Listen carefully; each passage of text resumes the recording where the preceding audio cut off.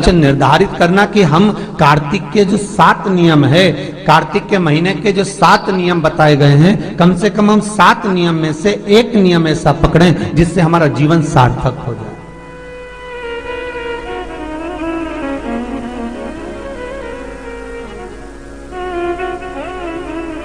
आप भले 7 नियम नहीं कर रहे कार्तिक के, भले एक नियम करो, पर वो नियम हमारा पूर्ण चलना चाहिए, उसके नियम की पूर्णता पूर्ण होना चाहिए।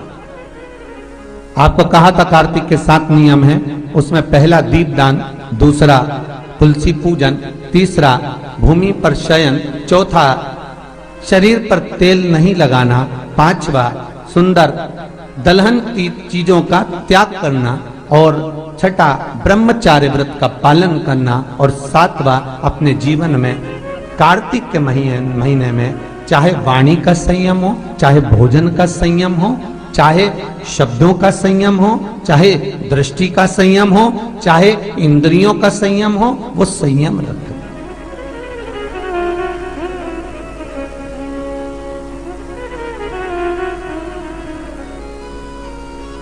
वो संयम धारण करना। अब हमें ये ज्ञात करना है कि 7 नियम जो कार्तिक के महीने के होते हैं, कार्तिक माहात्म्य में जो 7 नियम बताए गए होते हैं, इन 7 नियम में से कोई एक नियम हम हमारी जिंदगी में उतार लें, कोई एक नियम हम हमारे जीवन में उतार लें, जिस नियम के बल पर हमें परमात्मा का साक्षीकरण हो जाए।